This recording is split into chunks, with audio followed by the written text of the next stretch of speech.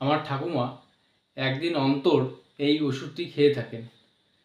আমার বাবা এক সপ্তাহ অন্তর কলকাতায় গিয়ে থাকেন। আমি এক মাস অন্তর একজন ডাক্তার দেখাই। অর্থাৎ আমরা আমাদের ডেইলি স্পিকিংয়ে এই যে সেন্টেন্সগুলো বললাম, এই সেন্টেন্সগুলো আমরা প্রায়শই বলে থাকি। একদিন অন্তর অন্তর, এক মাস অন্তর, এক সপ্তাহ অন্তর, অর্থাৎ বাকি, অর্থাৎ একদিন অন্তর বলতে একদিন পর আরেক দিন। এক সপ্তাহ অন্তর বলতে আজকের এই সপ্তাহে কিছু একটা করলে মাঝখানে একটি সপ্তাহ বাদ দিয়ে ঠিক পরের সপ্তাহে যখন আমরা কিছু একটা করে থাকি সেটাকেই বলি এক সপ্তাহ অন্তর। তো আমি একদিন অন্তর একটি মেডিসিন খাই, অর্থাৎ আজকে রবিবার, যদি আমি রবিবারে মেডিসিনটা খাই তো সোমবারে খাবো না, নেক্সট দিন অর্থাৎ মঙ্গলবারে খাবো। তো এই জাতীয় কথাগুলোকে আমরা ইংরেজিতে কিভাবে বলবো আজকের এই ক্লাসে তোমাদেরকে বিষয়টা আমি পরিষ্কারভাবে বুঝিয়ে দিচ্ছি। তো লক্ষ্য করো, এখানে একটি সেন্টেন্স লিখেছি, আমি একদিন অন্তর সেখানে যাই। একদিন অন্তর। নেক্সট সেন্টেন্সটি, তিনি এক সপ্তাহ অন্তর এখানে আসতেন। অর্থাৎ এই যে কথাগুলো আমরা বলে থাকি এগুলো বিভিন্ন টেন্সের মধ্যে হতে পারে। সেটা প্রেজেন্ট টেন্সে আমরা বলতে পারি, পাস্ট টেন্সে, ফিউচার টেন্সে, সব টেন্সের বেলায়। তো প্রথম যে সেন্টেন্সটি, আমি একদিন অন্তর সেখানে যাই, এই সেন্টেন্সটি সিম্পল প্রেজেন্ট টেন্সে রয়েছে।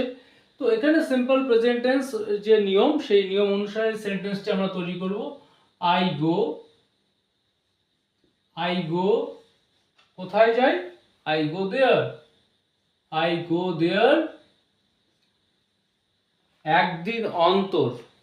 তো এখানে বলতে হবে এভরি সেকেন্ড ডে। তো এভরি সেকেন্ড ডে, অথবা আমরা বলতে পারি এভরি আদার ডে। এভরি আদার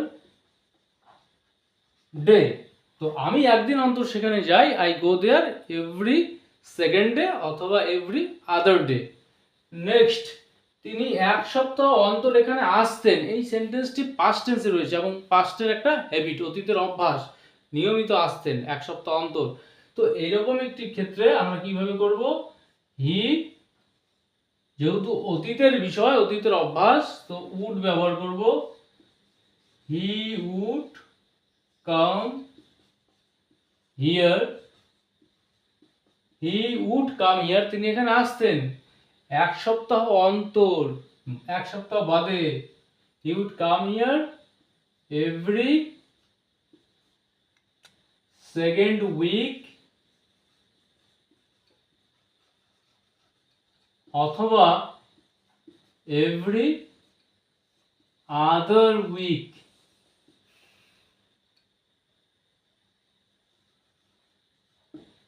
তো বোঝা গেল। নেক্সট সেন্টেন্সটি লক্ষ্য করো, আমি এক মাস অন্তর ডাক্তার দেখাই। অর্থাৎ যদি আমি জানুয়ারি মাসে ডাক্তার দেখিয়ে থাকি তো পরের মাস অর্থাৎ ফেব্রুয়ারিতে গ্যাপ, আবার গিয়ে মার্চ মাসে দেখাই, অর্থাৎ এক মাস অন্তর, এক মাস বাদে বাদে। তো আমি এক মাস অন্তর ডাক্তার দেখাই, এই সেন্টেন্সটিও প্রেজেন্ট টেন্সে রয়েছে। তো আই ভিজিট এ ডক্টর